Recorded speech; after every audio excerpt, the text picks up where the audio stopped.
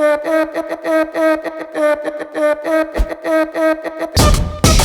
want people to understand that there's so much to life, whether you're the CEO or the janitor. Giving everything you do at 150% will change your mindset and your perception of what you're doing. Well, welcome to the Now or Never podcast, all things entrepreneurship, people who make in their passion their paycheck, and that's definitely you two, as much as any other couple I think we've ever met. And, you know, I guess we're going to start with just a quick, like, how you guys met, how you guys got started, just with the bodybuilding and business and how that's parlayed into all the different businesses you guys are in. So how'd you guys meet? Oh, that's a good story.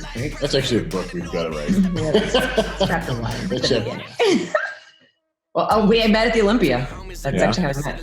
That is awesome. You had a crush on me for like, you said 10 years you were chasing. Yeah, you were my pinup model in my locker. That's right. I saw the posters once I got in here. No, we were both competing at Olympia 2014. Yeah. And we were at the Meet the Olympians, and he came up to me, and I was just like, I just remember it like it was yesterday. He had this red pants on, black tank top, and I was just like, oh, you look amazing. And like, I will never date a bodybuilder. No way. No guy's fitness. They're full of themselves. They're arrogant. They're crazy. And he broke the mold. So, but it was really like, I was instantly attracted, but I was thinking like, I was getting ready to move to LA. I'm like, I'm done competing. I've done it 11 years. I think I'm going to go do TV. And I was getting ready to go. And then he sent me a Facebook message. Slid into the Facebook. Oh, that Facebook message. That's we'll add a little bit of context to it too, just to give a little bit of backstory on it, because that's 100% true, and she tells the story really good. But from my aspect of it, after we met, it was one of those things like you have a knucklehead moment as a guy, and you're like, God, I should have asked for her number, and I didn't, kind of thing. And I think it was partially dieting brain and partially like just kind of maybe nerves or something, but. After the Olympia, I went overseas for like 3 weeks and competing on the tour that we usually that used to be, and I don't know if that's going to be really exist much more. But anyways, I was thinking about her, and I'm like, how am I going to get a hold of her? I'm like, I'm not going to ask somebody for her number. It's kind of weird. It's just kind of random. Like, hey, I got your number from so and so. So how do I? So I was like, I'll try Facebook, and I never checked Facebook messages. So that was one of those things that Facebook actually was a good thing at that time versus all the stuff that Facebook provides now. Yeah. We exchanged numbers. We talked for a week, and then I flew out just for like a lunch date. And I said, this is like really amazing. Our connection, our conversation. I said, I'll come out for a lunch date. And we'll go from there. I was like, no strings attached. Because we needed, like, chemistry was super important. I was like, if things aren't good, then I'm flying home that night and we could just part ways. But literally, it was like, as soon as I landed, got off the plane, it was just fire. And we actually looked at each other on our date and we're like, we would get married right now, wouldn't we? And, as crazy as it sounds, we weren't freaked out. We weren't like, it was just like, we weren't at the boat. I was like, you're a psycho. No way. And she wasn't like, you're some major, clinger here. So, we were definitely on the same page there. And then we really just give all the glory to God on that one. It was God. That's God, because it was so, I wouldn't even get my number out. And here it's like, here you go, here's my number, and come to Vegas. It was literally a week of texting, came in one date. We said we would have got married that day. And then shortly after we got married. Yeah. Shortly. So, That was awesome. It's funny. She was my first sponsored athlete through the nutrition stores, and she wouldn't talk to me for a year. Okay. At all. She talked to my business partner, not me. And then I asked him, like, do I smell bad? Like, is something wrong? Is I get something in my grill? Like, what's going on? And then she challenged my business partner and I to a training session at 5 a.m., which is not my time of the day to train.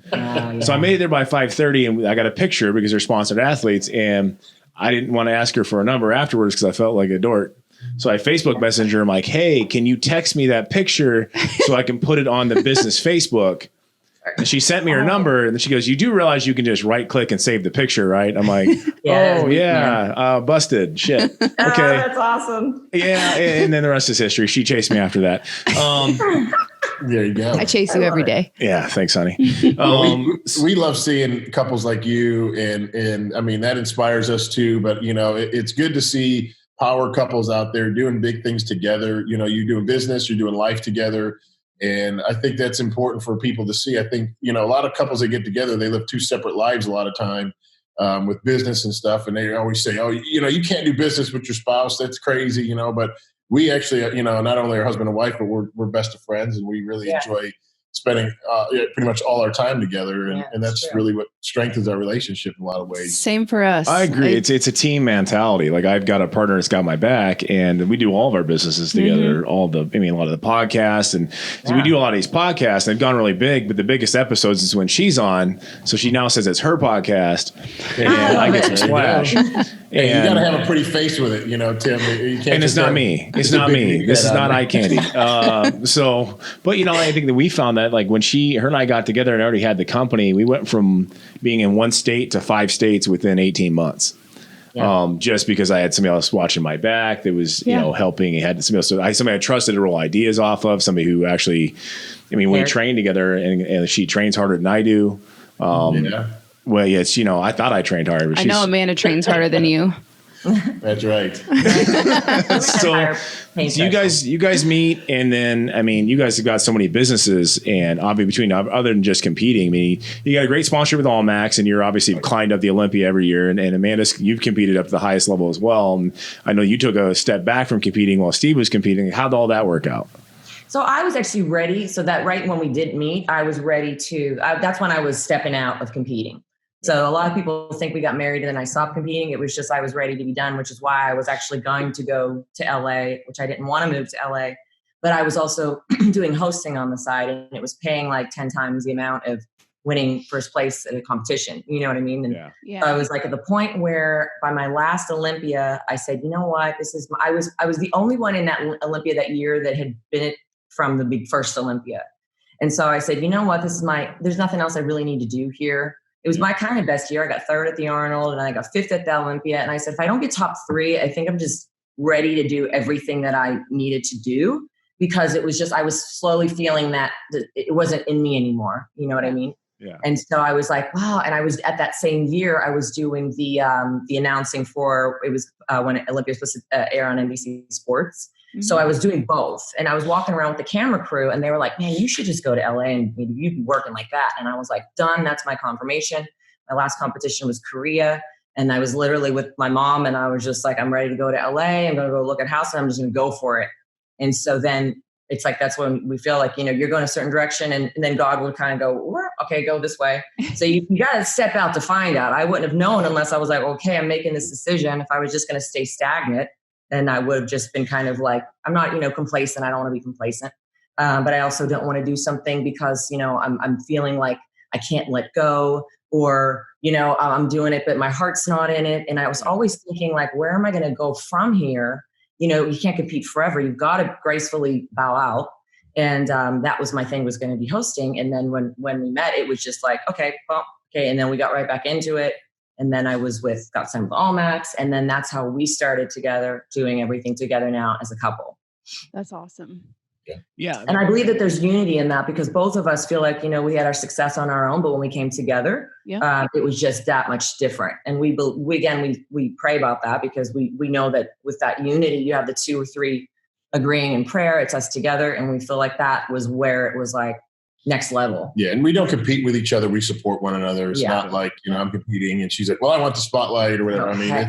It's very much a supportive system here. And anybody that's ever seen the Kooks at any of the competitions with Olympia or anything that I've been, or we go as a crew and one solid. I lose my voice for a week. There's always about 10 or more that show up to any given show that we're at. So, but I think it's that background of competing that I'm able to also know where he's been and what he's going through. And he's opposite of like dieter person, where and hey, people diet differently, but that's what I said.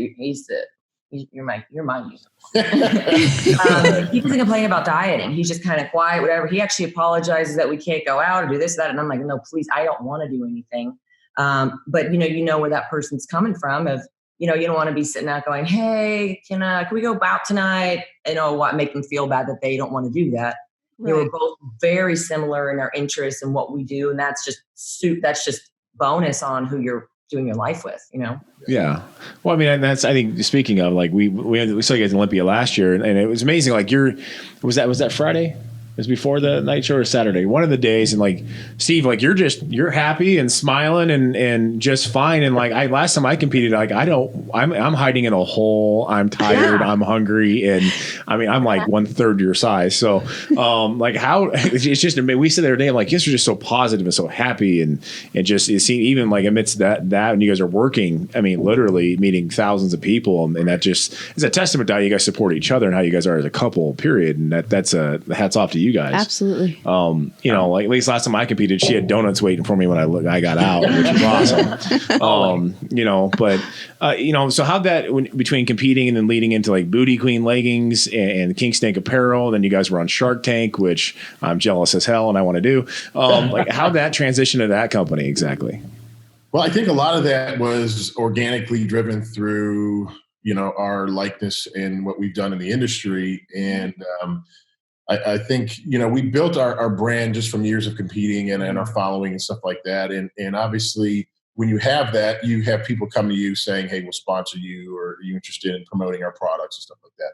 So we decided, after we got together, I was doing some T-shirts and stuff through the King Snake, and then she had a lot of opportunity, and a lot of companies come approaching her to promote the product. So, you know, we decided that let's give it a shot to kind of roll out a apparel line based on what she would want to wear. Because she, I mean, to me, she's a true influencer in a good way, not a lack of better words, like a tits and ass kind of influencer, but one that is actually like giving you good substance to follow. So she, you know, so we rolled out the Booty Queen apparel, and which was just like starting any business, you know, a grind, a whole new, like, there's no blueprint to any business. You're going to have to just learn as you go a lot of times. And that's what we did. I think a lot of the competing translated over to the business world, as far as the discipline, the hard work, the times that you're tired, the times that you screw up or whatever, or you don't necessarily win, that you go ahead and say, hey, I'm going to still drive to be my best and get better and learn from these mistakes. Yeah. And it was so organically the way we started. I mean, we started with like a T-shirt and like an 8x10 photo. And then we're like, how do we get leggings? Because that's what people wanted to know, you know, what leggings are you wearing? What leggings are you wearing? And we're, you know, and he was actually still in the fire department, and they were outside like one day talking about what else they were doing, side jobs. And he was like, well, me and my wife have started an apparel company. And through that, he was like, well, so-and-so, we have a legging connection. And that's kind of how we started. And it was able to do, because we were trying to do something, if you just go on your own, the minimums were so high that it's like, we don't need to do this business because it's $100,000 to start a run. We're like, oh, we're good. And so we were trying to find like someone we trust, someone we could work with here locally. We didn't know anything about the manufacturing product side. It's different than getting a T-shirt and printing on it.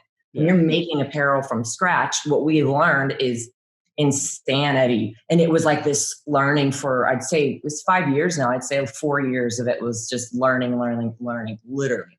And that's how Shark Tank happened. I was a huge Shark Tank fan. I would be like watching one night, like a marathon. And I'm just like, I'm going to get on the show. Like, I'm going to write an email. I literally submitted an email. And I, you know, had done from TV. I knew that they were going to want people that were good on TV regardless, whether it was good TV or bad TV. You know what I mean? Yeah. Yep. And so I submitted like our pictures and I said what we do, but it was a legitimate request for help. It was like, we've got this thing going and we don't know what to do next. We had us two, one employee, which was a graphic guy. And we didn't know, you know, it was us doing marketing, and, you know, we would come in and meet at the house and I would have a whiteboard and just write down what we should do that day. And I'm like, but I really don't know what to do. So how do I even know what to do? And so we would sell these leggings and we would sell out in like 2 days and they would just be gone. And then it would take 3 months to get them back. So we're like, well, we need help with that. So when I was putting in the legitimate requests where we need help, we also would need funding because we're self-funded, and we would need what do you do next? Who do you hire next? Where do you go? But I also knew that even getting on that show would be exposure, which is TV reaches more than anything. You know, I was in the music business, and American Idol would break a new artist like that. That's how that whole thing started with, you know, because the reach is insane. Yeah. So we started doing that, and then it basically helped us, Lord, got into it. Was a long time to get on Shark Tank. I would say it was about a year process to get through round after round after round after round. And they check out your numbers and they check your statistics, and it's like it's background check, make sure you're not crazy. Yeah, you pretty much have to give everything but blood and to get on there. And I mean, amazing experience. I think we've shared a little bit about our Shark Tank experience in general, but probably one of the most nerve-wracking things we ever had to do, like on a scale, because we actually, like she said, it took about a year to get on. We filmed right after the Olympia. It was maybe 2017 mm-hmm. Olympia, yeah. And 16 Olympia. 17, yeah. And then even after we filmed it where there was like a 6 or 7 month delay until it actually aired. So but when we did it, it was, like she said, one of the most nerve-wracking things, just coming off the stage of Olympia, like with 20,000 people in audience kind of thing, and just, you're getting a huge reach. That didn't even kind of compare to, knowing that 10 million people are going to potentially see you on our initial viewing. And then you walk through and you see these sharks and you got one chance to do. That's the thing. It's like, well, he wasn't really remembering, because we had this, like, our spiel that you see, that was like our memory. We memorized that. And we had to do this back and forth. So I was like, we're practicing in our trailer, and I'm just like, Hubs, you got to. I had straight dieter brain going. And I didn't say anything. Like, I didn't make us practice before, because I was like, I don't want to raise his cortisol levels. He's got to compete. But as soon as it was done, I was like, I need you on. That's like now. And fortunately, he got a nap. I mean, it was like they lost our luggage. We got no sleep the night before. We were like 6 o'clock in the morning on Monday. We were going to pitch for the producers, and here we have no bags. Like, how do you lose your bags for a direct flight? No idea, but they did. And so we're like, we did not sleep at all. So we're like, we wake up and, get ready to go. Unfortunately, they took us in 2 groups, and we were in the second half of the day, and he got to sleep. And then we pitched for the producers. They loved us. And then we had like a 3-day before we're actually then aired.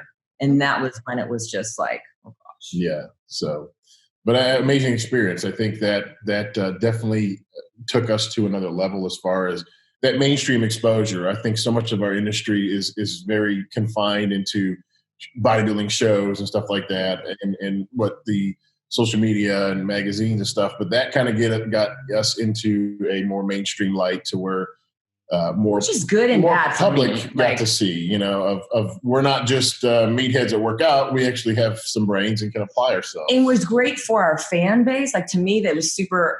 The benefit of that was credibility. You've been on Shark Tank, and then it went well. We got a deal.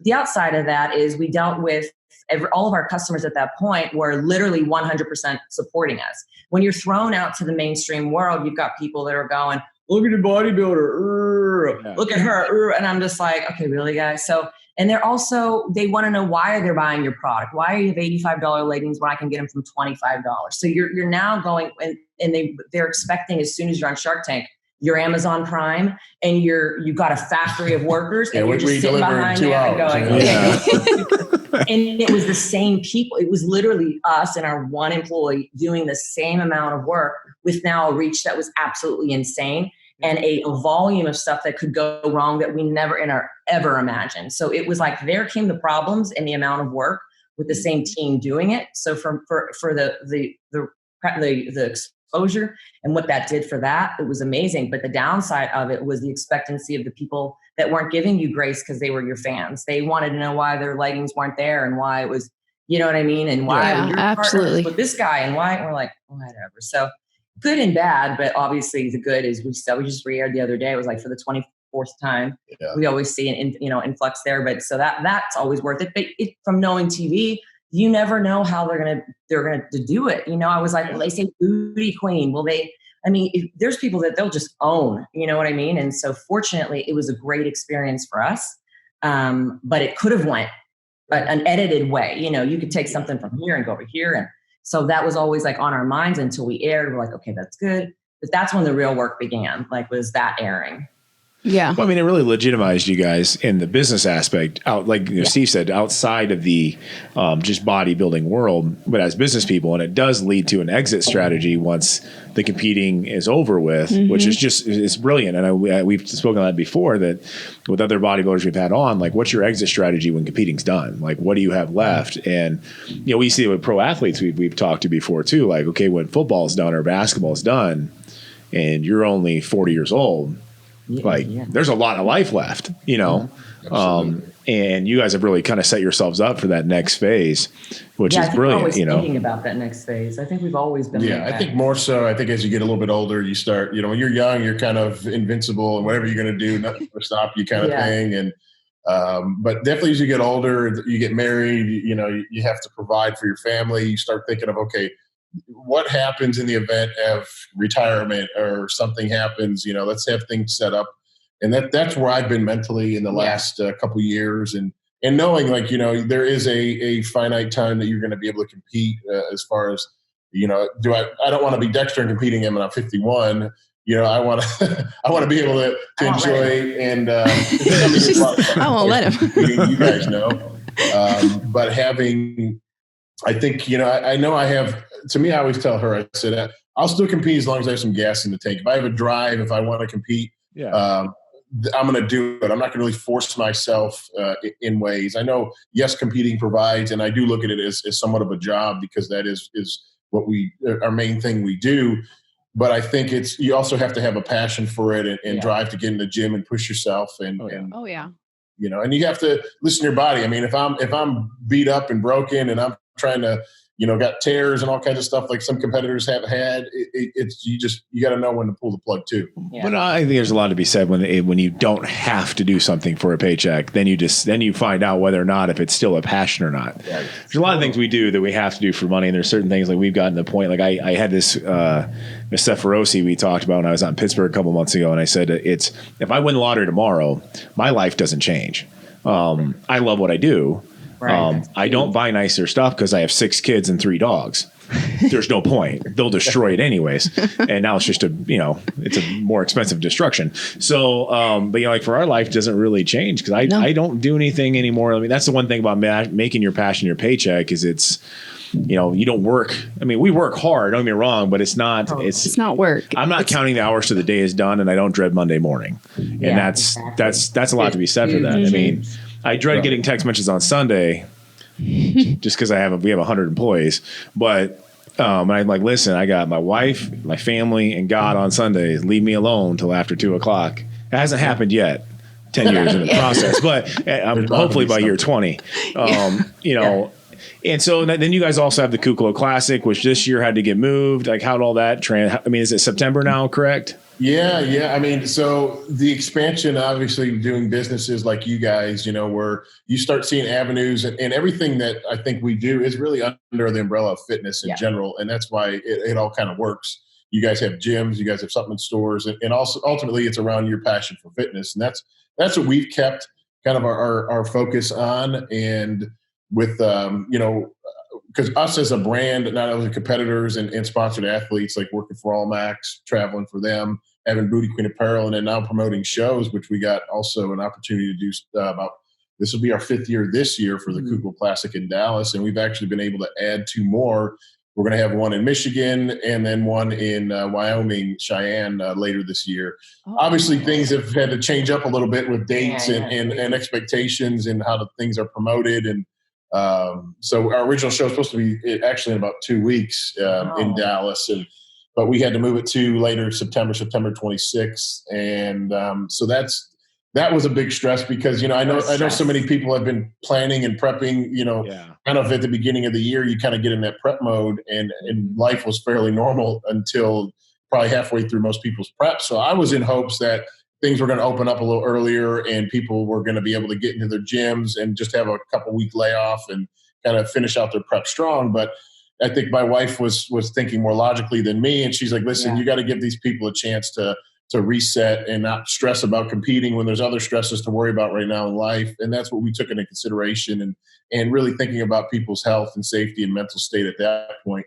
So we decided to move the show to a later date. He didn't want to do that. I was like, "Oh, we got to do it." Yeah, and even moving it to June or July really wasn't enough time because we're already into May and still a lot of stuff's closed, and it's probably to maybe the end of this month. And I think just to be fair for competitors, June, July aren't realistic show dates for people coming off of prep and needing a time to kind of reset and just who knows what's going on in their life. So I think August, September is really when you're going to see shows start really kind of resuming. And even from we discussed the ticket sales point, like who's going to come there and show, is grandma going to show up in the audience to support? Does she feel comfortable? So then you're now moving the date back further. I was like, I think we need to go like September at Olympia. Like, let's push it, because you want to think, it's not just how we're reacting to the situation, but how are other people reacting? Yeah. Do people feel safe coming to the event? Are they going to bring the family, support the athlete? And is the hotel going to be opening events? Like, we're even looking at that. I know in California events have been canceled for the rest of the year. And so we're like, okay, well, and then you look at what qualifying days and all that stuff. So it was just so much into it that we just, let's make that decision and just for better for everyone, that they would just know. I think being in limbo is really hard. Because it's like, well, am I doing this? Am I not? And then I'm like, does anyone have access to a gym if they're working out from home? Are they going to feel ready? Are they going to feel bad? So it just felt like a lot of strain. So we think September, hopefully things will be. Well, I'd spoken to Jack and Ann Tony, who do a lot of the NBC competitions here in the Midwest, and they'd had one after another just got canceled just because it was safe. We didn't know, and people can't plan a prep. I don't want them 2 weeks out, and all of a sudden the venue or the state closes. And then, so I put up a post. I'm like, hey, go support your NPC shows this fall. Who cares if you're 80% go, because these are all people's livelihoods. This is their incomes, and if you want to have these events around, it's a hobby, the sport we grew up with. Enter in, and I got called out online by Aunt Tony. So apparently I'm competing this fall after 3.5 years. Oh, she's like, put your money where your mouth is. I'm like, oh shit. So we started last week, and I haven't done cardio in 3 years. Oh, wow. And I own 28 pieces of cardio equipment in our gym. I have not used a single piece ever. So this will be a first. Dust it off. I know. I thought chasing our 1-year-old around was enough cardio, but apparently it's not, because I'm a lot larger. So, but that was my thing. Like, these, you don't know, and all the promoters want to do the safe things. At the same point, that's income. It's lost that can't be made up. People aren't going to do extra shows. It's not like the guy can enter twice in the same show in the fall. So it does affect a lot of the incomes for those people, but it's just one of those, I think, things we've all had to roll the dice with everything going on with COVID. And how does that affect your prep for the Olympia for this year? It's funny because I was considering doing Jack's show in April, the Midwest show he had, that was kind of on the radar coming off the Arnold. And I was like, you really got to strategize at that point. How far do you want to stretch out prep? Do you want to compete all year long and diet and really be, by the time Olympia rolls around, you're going to be burned out. Your body's going to be fighting you. So, we strategize, and she's like my voice when really I bounce a lot of things off her, and she gives me feedback of like what we should do. And that's the team concept to the Kooks, which she's awesome. So and she cute. she understands the sport so well. And that's amazing and a blessing to have for me. Cause it's like, I have part of my coach and team is right here. Yeah. Cause she's developed an eye for my body and how it looks and things I need to do. And, but kind of, not knowing where shows are going to end up is, I know a lot of shows that were kind of April, May, June have been pushed back already. Yeah. So to me, after the Arnold, I pulled out of prep and just kind of went into, hey, let's just go into coast mode and see what happens at this point of the world. I think if you still stay down the gas, you're going to just burn yourself out. Yeah. And we had already discussed the Arnold. It was the Arnold Australia already not doing that as an option, just because when we were hearing about this going on, we're like, this is right before any of this. And we're like, well, and he was the one that said, it's not traveling. It's something, worst case scenario, you get stuck over there. Yeah. I'm like, what if they start quarantining and shutting down the country and I'm stuck in Australia for a month and I got businesses to run and things to do. And at that point, it's like being in jail and you can't, everything's just, on hold. So, and so and then if we find out that gets canceled, we're like, oh my God, because, that would have been sucks to keep going. And then find that out, like you said, a week before it happened, or worse, that you're over there already. And then you find out, oh my gosh. Yeah. So you got to kind of look at just, look at the entire year, and now you're looking at, we've talked about like, what shows are there left to even qualify for the Olympia stage shows start in August. They start in August. Yeah. So I think there's a whole a bunch of obstacles that everybody's facing in this world, and even in the competitive world and in our world, with say qualifications for Olympia. Is that going to change? There really hasn't been any announcements as far as, are they going to qualify the top 10 from last year versus the top 5? Are they going to move top 3 at every show, or just the first place guys? So there's a lot of things that are up in the air. I'm just kind of taking it one day at a time. I'm still trying to get my training in and stick to, I eat pretty clean year round. Yeah. So it's not like I come way off where I, gain 30, 40 pounds and I have to come down. I always stay close to my competition weight. So it's not a lot of, I don't need a full 16-week prep if I'm, kind of getting on the gas. Maybe at this point, 6 to 8 weeks would give me enough time to kind of get to where I need to be. Yeah. So that's where I like to stay in striking distance. But I really think, I know like New York Pros moved to August, Indy Pro, and then a few of the other ones, got moved out. So again, there's a lot of still up in the air with what's going to happen. Yeah. Well, that's because our business partner in the gyms is prepping for North Americans, and then I've got my assistant back behind the camera. She's prepping for a show in this fall, and like half my staff is, and I get it. And we're trying to plan everything out. And I'm like, "What do you think?" I go, "I have no idea. I'd lie to you if I told you I did." July 18th. I don't know. I hope. Because some of these people have been in prep. There's one girl that trains in our gym that works for us part-time, Paige, who's had like 4 different show dates canceled. She just keeps going. And I'm like, good for you. Yeah. I couldn't do it. Yeah, I'd be like, get me next year. As her boss, you might have to step in and say, hey, we're going to have your sanity and be a good employee at some point. Sanity right now. I mean, if that might be her thing, that might be helping. Well, that's kind of why we were able to keep our gyms open, and we kind of took calculated risks. There's 10 person per room or so many thousand square feet, social distancing. But I said this is for us, the lifting weights has been, that's my sanctuary. That's my therapy. Yeah. So I mean, I'm not. We did some at home workouts and stuff. We had kids flipping tires and doing some stuff just to wear them out because they're loud.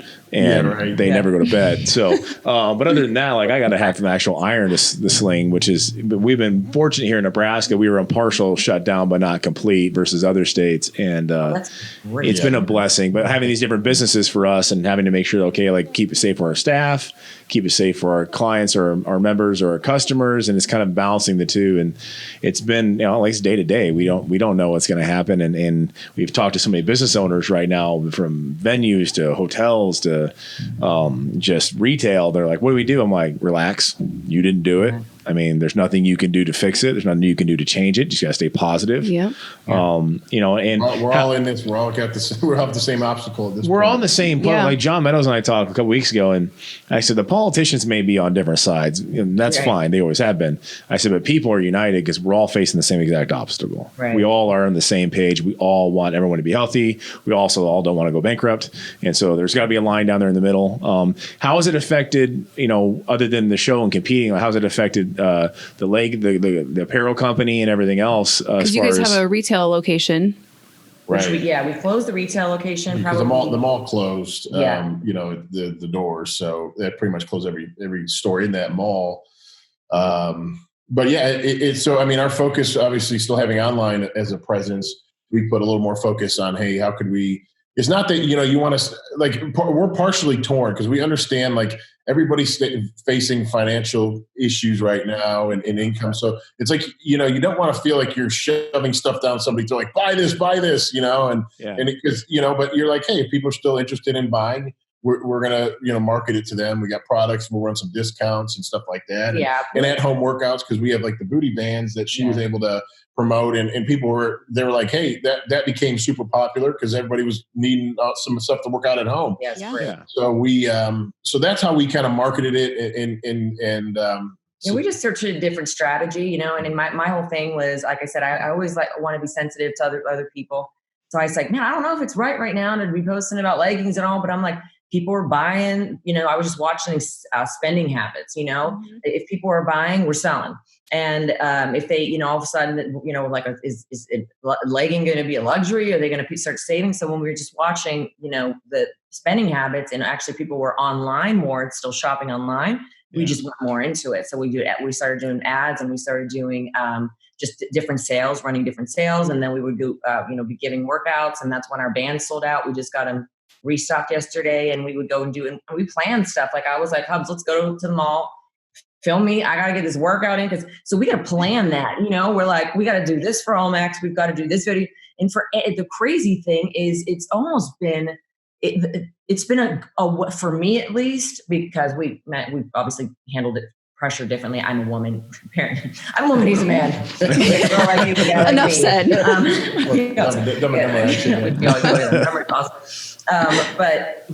I'm more of the emotional one, and he's the strong and the stable and the rock. He'll also be the one that wants to go this, and I go, well, let's rein it back and let's not spread ourselves too thin. So it's the crazy thing is, through all of this, it's given me a mental break that I never would have taken with the booty point. I mean, there were so many things that we were getting ready to do, and in the middle of right before this happened, that it was just like, okay, and you're everywhere. And it was this break that it was like, I physically, like you said, there's nothing we can do about this. The retail store, there's nothing we can just let it go. Kind of give you an opportunity to clean the slate a little bit, and what you want to really put your focus and time into. Yeah, and what you need and what your priorities are. That juice ain't worth the squeeze, man. Like, I am just working way too hard. Oh, yeah. And that is not just fruitful at all. Yeah. So peace is more important than anything. So it's like, I think it's been able to reset a little bit. And that's the positive we're taking out of it. I think it's it's an awakening for everybody in a lot of ways. They're having opportunities to kind of into faith, into relationships, into spending more time with family, looking into health. I think that's been a big thing on people's mind, because if there's a virus going around that's injuring people, killing people, hey, what can I do to take care of myself? Yeah. That's, you guys having something in store. I'm glad that you're able to stay open, being essential. That's a huge thing. I think there's so many vitamins out there that you could be taking to help prevent a lot of this, or even combat a lot of the things that we're facing. Well, like we said, an ounce of prevention is worth a pound of cure. It's have you taken care of yourself. And, the whole thing has been a nice slowdown for us, because with as many businesses we have and having 6 kids, like we run, like it's 80-hour work weeks for us. And on top of having kids, 20 years old down to 1, like I got a spread. And 3 daughters, which is a full-time job, because they're the easy ones. They cause a lot of gray hair. Anyways, I gotta stay big enough to scare away boyfriends. That's right. It's all for show, but as long as they're scared, But then for us, it's been a nice slowdown in a lot of ways, because we haven't had this many family dinners in 5 years. Literally. Yeah. And so it's been nice on the positive aspect of it, but at the same point, like, reinvigorates us. Like, we do church at home. Yeah. We broadcast it in, but like, I'm ready for church to open back up. Like, those kind of things, some appreciation for, you take things for granted. Sunday church with the kids, we were kind of like, okay, let's try to get all of them ready and not look like homeless people and get to church. Well, I think you have to keep a routine a little bit, try to still wake up at the same time and kind of do your hair, put your makeup on a little, just have that normalcy, I think, helps, versus like just living in the same pajamas for 2 weeks at a time. Which I've done that too. I saw that picture yesterday on Instagram. I was like, I don't even have that picture, but it's getting posted. That was fantastic. But it's funny, because like, even now, like, our 7-year-old son was like, he's ready. He wants to go back to church. He wants to get out and do. I'm like, which is a nice attitude change, because for us, it's been a lesson for not our staff and our children themselves. Like, okay, because we're older. Obviously, we went through the 2007, 2008 market crash, and a lot of my staff was babies, which makes me feel really old. But and this is the first time they've seen a not growing economy. So it's been a lot of lessons, been able to learn real world lessons. Like, hey, what are you spending your money on? How addicted to debt are we all? Like, how addicted are we to having too many things going on at once? And I think it's been a great lesson learned from all aspects for us, from the companies and businesses. Let's just kind of dial things back and kind of sit back and say, okay, we spent too much here. We can reorganize the hours over here. And, hey, we're spending too much time trying to run the gyms. It's now that we couldn't be in there as much, let's hire somebody to help us here. And it's that way we have more time at home. And it's just been a nice reset and kind of sit back and really say, okay, this is what's important. This is where my priorities are. And this is where they need to be. And I told her, when we get out of this, I don't want to go back to the 85-hour work week that we've been doing for the last 4 years. Mm-hmm. Yeah. Now that our 1-year-old is mobile, I don't want to miss that stuff. Yeah. And we had to miss some of it when our older kids were younger, just because we were at that stage where we just had to. It just is what it is. But now I'm like, let's focus back on, enjoying that time we can't get back. And that's exactly right. Yeah. If you guys had to give advice to any other, I guess, younger couples or people who are, wanting to get into business, wanting to get into fitness, like what kind of advice, I guess, what would you tell 22-year-old selves you now? Only date the man's named Steven. No, I don't. That's true. I would. My advice on a business side is always on a fitness side. I would always say, learn enough skills that if social media went down, you could do something else for a career. Like a lot of people, I think that's why we've been asked about social media, and I go, man, it was awesome, and I love it for the benefit it is. I love it for the reach. But part of me just really can't stand it it's almost like a lot of people became fitness people just because of social media, not because they actually really enjoyed it. Yeah. So that to me has been the weird side. And a lot of people, like if something would happen, it would crash. Like, what would you do to make money? Where would your business be? So I love those just normal skills. And that's why even when I was competing, I was okay, well, I'm going to do this. I'll do hosting, and then I'll do emceeing. And, there's so many different ways that we could go if that ends. So I think that always be thinking bigger picture and not one lane. And then also another thing is don't spread yourself too thin, that once you do have these other opportunities offered to you, it's very easy to say yes, yes, yes, yes, yes. But then I would rather do 3 things really well than 5 things that are just really kind of half-ass. You know what I mean? Yeah. And that will just burn you out bad. So that's been something I had to learn personally. The other thing I would say for business is to start small and grow smart. Just because we do leggings, like we just wanted to do leggings as opposed to socks and, water bottles and bags and this and that, like, because then you're competing again with, maybe it's not something you're supposed to be doing because someone else is doing it. But when we started this, it was in a very oversaturated market, but now, and that was 5 years ago. Now every influencer has a line and they've got a line, and then a person has 10 influencers promoting their line. So it's a very saturated market. It's not as easy to get what without just like, here it is, it's quick. And I think a lot of people are of that misconception, and they forget the years of work behind the scenes that got you there. Yep. That they think, well, I'm just going to post and I'm going to do this. And I'm like, well, why are you doing it and how? And give me a plan. Let's go. Yeah, everybody wants to turn pro in their first competition, and everybody wants to. I think there's a lot of years of learning, and it just you have to be disciplined, you have to be patient, and you have to work hard, and you can't be afraid of those 3 things combined. And you have to be humble, and you have to not burn bridges. People come in, they get one magazine cover, and they can't go anywhere without wearing sunglasses inside. So it's like, what the freak, dude? So it's like there's so many of those relationships that we've built through the years. So it's just that it's doing things with integrity. Doing things right, doing things for free. No, you don't need a paycheck for everything. We do things on favors. No, what do you need? That's how we build relationships. It's not just about you. If you can give your time or whatever, that goes so long, but that's years building up to that. So that's the main thing, I think, is don't compete with other people just because they see them doing it. I agree. It's not that easy. Well, and I think it says a lot. Like I've told people, they ask me when you come out of this in business aspect, what is your focus? Relationships. That's it. Yep. At the end of the day, if somebody had a choice with their last $20 to buy something, they're going to buy from the person who spent time getting to know them, that knows their family, that was out there, who they saw, at the soup kitchen, who did the little league game or the grocery store. Like the relationships right now are what paying off.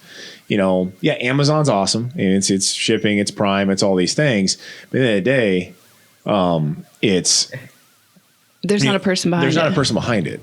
And the thing is, I told him I'm going to spend more time that we probably lost doing just because we got so stretched so thin, but getting to know all the members of our gym, get to know their names, get to know, make sure we get back in the stores and learn we have a lot of stores, but spend more time making sure we know every employee and that we know them all. We're doubling down on relationships. At the end of the day, that's all that matters. That's awesome. Yeah. And I think that's the best lesson I think I've gotten. So, and I can see that's what made you successful. When we went out to your stores, you can see you're every time we've been to your stores, it's always been one of the biggest events because people, you've created a community and you care about it's not like, hey, I just want $1 from you and I don't care who you are.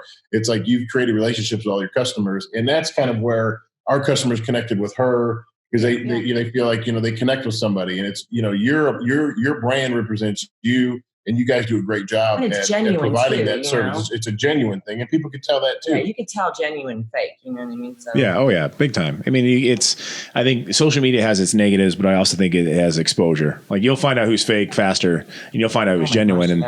And we've had the things like, you guys don't filter. I go, hey, I don't know how to. And I mean, I probably should use a filter when I talk sometimes, but just ask my kids as teachers. But but it is what it is. It's just who we are. Like, I'm not fancy. I don't, I'm pretty basic. Anything I wear, she either bought for me or has a Rexius logo on it. I had probably I wouldn't know. I mean, it's not like a Louis Vuitton shirt that you print Rexius.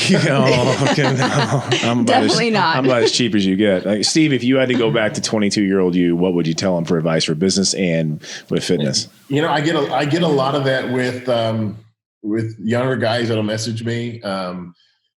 They ask a lot of questions like, how do you become sponsored? How do you? Because again, everybody wants it instant. Like, I want to turn pro. I want to, if I turn pro, I'm going to get this 7-figure contract, and I'm going to be high life, and like half their social media heroes look like, which is probably a facade. Yeah. So one, don't always believe everything you see or read online. That's number one. Yeah. There's a lot of bad information out there from a political level to a fitness level. It applies both ways. So I think educate yourself, surround yourself with good people that you trust, vet trainers, get a good trainer and stick with that person. And that's what I did through a lot of my career. I worked with a lot of really good trainers, but I had good relationships with them and taught me a lot about myself and my body and how to apply. And I was patient with things. But also, if you want to be an athlete and you want to represent a company, it's like, think of yourself as owning that company. Who would you want to hire for that company? Like, exactly. People like, oh, just because of my name or I got 1,000 followers, I need to be a paid athlete. No, like, if you're an a-hole and you post stupid stuff online, that's not a quality person that I'm going to want represent my company. Exactly. Right. So, hey, 22-year-old self, don't be an a-hole. Don't be an a-hole. Come back.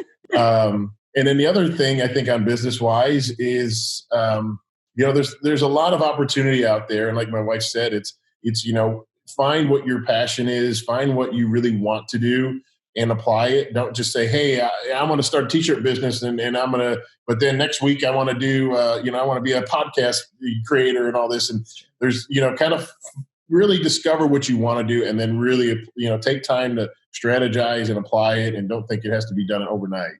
Yeah. I agree 1,000%. If you guys had to give any piece of advice to anyone right now struggling, whether it be business or personal, with lockdowns and coronavirus, I guess a word of motivation or hope, what would you guys say? You're good on that. Well, my hope's always going to go prayer. So I'm just a big believer in prayer. I'm also a big believer in staying positive with not only your mindset but your speech, and then filter what you're taking in. Because it'll change your mood. You know what I mean? And that's even with social media. I know some people are posting negative stuff or odd stuff, like weird stuff. Like, I don't want to see your throwback from 94 when you won your competition. And like, it's weird. Like, we don't need to see it. So to me, it's like just taking a break and just posting something that's going to uplift, but words in what you're watching. You could watch a news thing and you could feel yourself get fearful. So if that's the case, turn it off. And we're big believers in not listening to everything that mainstream media puts out there. Yeah. Kind of do your own little research and do some discoveries on your own, and then kind of figure out, where everything is, like where you're at, where this all applies in life, because it's very easy to get discouraged. But if you look at, and again, I have to go back to God, God's in control of everything. And there's stuff that happens we don't understand in this world.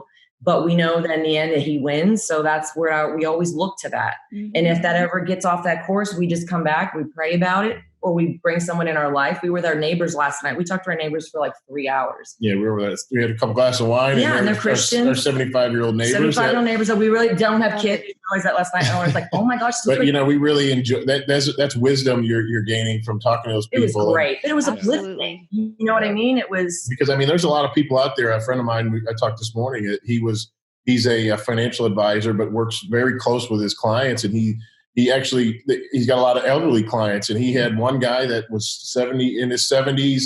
His wife passed years ago. He's got no family. He's just living by himself. He literally went, picked him up, took him to the beach, and just had lunch with him just to kind of get him out. And I think a lot of people are facing that because, like she said, she really is considering the way people have to deal with things right now. And not everybody is a pool and a roof over their head, where you can kind of hang out and live in your own little sanctuary to where, there's people struggling out there. So like she said, I think it's very important to stay positive. And that is not only the words you speak, but also through the, the stuff you take in. There's a lot of negativity out there, and just learn how to filter a lot of that and surround yourself with good people, We read the Bible. We have church every morning. We get in the office. We have our coffee, shut off the phones, and we've been reading the Bible together. And that's our strength. That's our blueprint in life. That gives us our hope of what we need.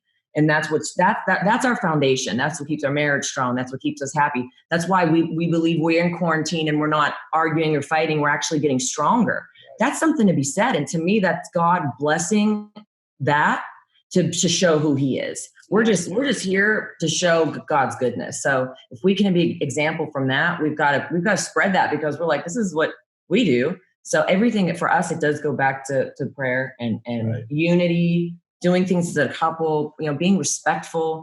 We don't do the whole, hey, fatty, we just don't do that. It's very respectful and very loving to treat people how you want to be treated. He's really good at being a good friend, and just reaching out to someone, whether they need it or not. Maybe they appear strong. Maybe they're going, my other friends and I, we were taught, restaurants are open here. We had a girl's birthday party, and I said, girl, how are you doing? She started crying. And I'm like, I go, you better Zoom me, because that's what we're here for. You can't just be selfish. I'd rather someone vent and cry to me, because I know that's going to make them feel better. It's not going to bring me down, but let me be someone to lift it up, and vice versa. There's times where, I need to cry and he hears me. You know what I mean? I think as women, we just need to sometimes do that. Every month. But I think it's something to just take yourself off your mind and be like, what's someone else going through, and reach out and see how they're doing. It's just good to let people feel like they're cared about. Oh yeah, I agree. We've been doing a lot of that lately, just checking who then we talk to him. No, okay, let's give him a shout quick, and we've had the time to do it. I mean, I've used it my honey-do list at our house is long, but it's distinguished. So I have to go after to actually get some of it done, and teach our kids how to use a hammer and how to build things. And I love that. Oh my and the thing is, I got to ban Pinterest from her because she keeps coming with more projects. I haven't finished the last 12. So, but it's. Oh my gosh, we have a garden. We did our landscaping the other day. We have to finish that. I'm like, yes, that's so awesome. We're going to plant shrubs. Yeah, somebody decided over quarantine that we're going to get this massive above ground pool. I have 6 kids. Okay. All pools are closed. You need it. Listen, they got to get tired somehow. Otherwise, they keep asking me questions. That's essential. That is essential. Essential. Thank you. That's definitely essential. I haven't figured out how I'm going to put it in yet, but it's on its way. So, well, thank you guys so much. We've been wanting to get you guys on this for forever, and I mean, as a couple that we look up to, and how you guys present yourselves, and how thanks, guys. It is. You guys are great ambassadors for the sports and in business in both. And it's just it's our pleasure. Absolutely have you guys on the show. And thank you guys so much for telling your story. Thank you. It's very motivating, very hopeful, and God bless you guys. And if anything we can ever do for you, please don't hesitate to reach out. You guys do great. We Thank appreciate you so much for having us. us. Yeah, and being a great steward for Allmax products. We been with them over 5 years, and they're a great product, and then everybody that they work with on a store level, and they have such great relationships. It's awesome to be a part of what you guys are doing, and hope have us back once we're allowed out. Yeah. Well, that's, it's like Roman Denton. I mean, there's our rep for Allmax. I mean, he was at our wedding, for crying out loud. Our son's name is Roman. Our son's name is Roman. He says we named him after him. And he says that Steve owes him $20. His ego and tell him you named your son after him, and that makes. He did. He told everyone we named him after him, and he says you owe him $20. I actually heard that story. Yeah. I was going to say originally it was going to be Roman Lee, but his name is Roman Lee, and we changed it. He goes, "You changed it on me." I'm like, "You would tell everyone on the planet that he was named after you." He also said, "Make sure to tell Steve he owes me $20." That's what he said to me this morning. There you go. So.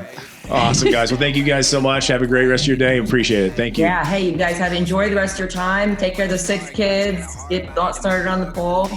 And congratulations on all your success. And thanks, guys. Awesome. Appreciate it. On the real, if you clueless, when I shoot shit, style too crisp, and I let it all hang out like a nudist. Oh, you wanna know who I am? Oh, you wanna know me? Well, I'm the man. Thought you knew, now you know what it do. I'm a 94, baby, swanking like a brand new Mercedes.